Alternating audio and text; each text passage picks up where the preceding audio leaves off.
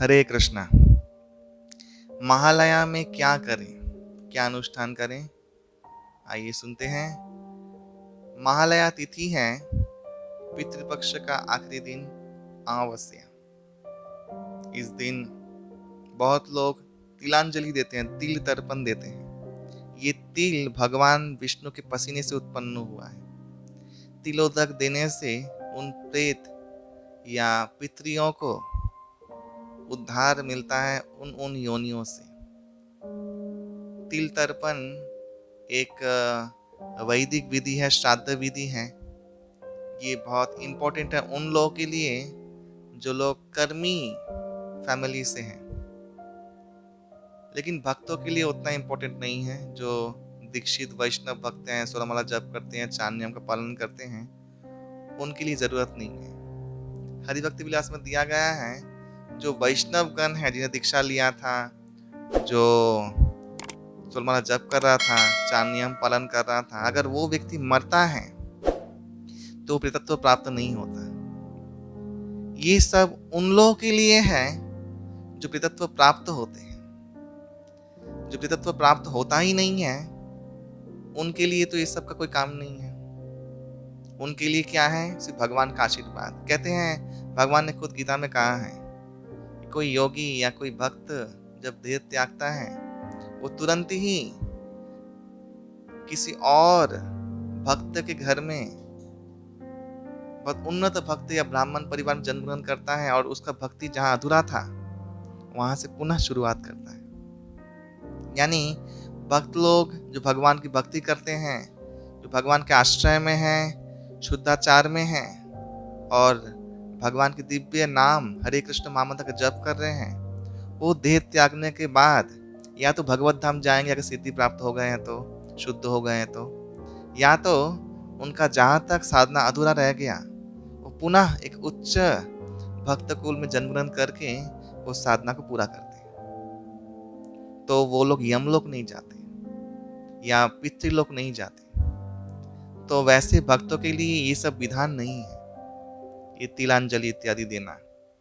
लेकिन हाँ, बहुत लोग भक्त बने हैं, उनके परिवार में शायद पूर्व पुरुष लोग भक्त नहीं थे, तो उनको तिलांजलि देना चाहिए। ये इस अर्थ से भी कि आप भगवान विष्णु का महाप्रसाद दे रहे हैं उनके उद्धार के लिए। भक्त यानी सारे जीव का कल्याण करने वाला, तो क्या अपने पूर्व पुरुष के जो आत्मा है उनका कल्याण नहीं करेगा? अवश्य करेगा। तो इसलिए उन लोगों को तिलांजलि देना जरूरी है, साल में एक बार। बहुत लोग पितृपक्ष में घड़ी घड़ी श्राद्ध तर्पण, पावन श्राद्ध इत्यादि करते रहते हैं, कोई जरूरत नहीं है। पितृपक्ष जाते ही, पितृपक्ष के अंतिम दिन महालया में आप तिलांजलि दे सकते हैं। अगर नहीं भी दे सकते हैं तो भी एक काम अवश्य करें। वो क्या है कि आप भगवान के लिए 22 पूड़ियाँ बनाएं, घी से या अच्छे तेल से। उसको 11-11 में बांटें, 11 पूड़ी और 11 पूड़ी।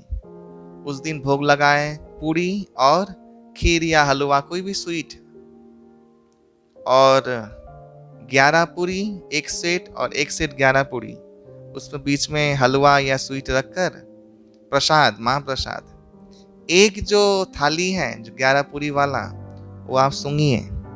सूंघकर उसको निम्न योनि में पितरों को याद करके, स्मरण करके उनको दे दीजिए।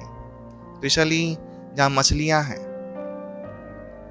या काला कुत्ता या कौओं को देने से उनको वो मिल जाता है, महाप्रसाद मिल जाता है और उनका उद्धार होता है, वो आपको आशीर्वाद देते हैं। और एक जो पूरी महाप्रसाद है वो उन पितरियों को उनके उद्धार के उद्देश्य से भगवान से प्रार्थना करके माता, गौ माता को खिलाइए। बस इतना कीजिए, आपका सारा पितृ दोष, पितृ आप मुक्त हो जाएंगे, ऊपर से आपको आशीर्वाद देंगे। भगवान श्री हरि का प्रसाद पाकर सभी लोग तृप्त हो जाते हैं। महाप्रसाद से ऊपर और कोई उद्धारक तत्व है ही नहीं। शास्त्रों में कहा गया है कि दानं व्रतं तपो यज्ञं श्राद्धं च पितृतर्पणं सकलम निष्फलं राजन हरि संकीर्तनं बिना। और उस दिन हरि संकीर्तन कीजिए। हरि संकीर्तन नहीं करते हैं तो सब विफल हो जाता है। कहा गया है जब स्नान करते हैं हम लोग उस दिन ओम कुरुक्षेत्र गया गंगा प्रभास पुष्कराणि च तीर्थानि एतानि पुण्यानि श्राद्ध काले भवन्ति। ये 5 तीर्थों का कुरुक्षेत्र, गया, गंगा, प्रभास और पुष्कर तीर्थों का नाम लेकर स्नान करना चाहिए। तो उस दिन आपको पूर्ण लाभ मिलता है। और ऐसे करके अगर आप तिलांजलि दे सकते हैं, तिलोदक दे सकते हैं, दीजिए। लेकिन ये वाला विधि जो मैंने बताया महाप्रसाद का, ये अवश्य ही दीजिए।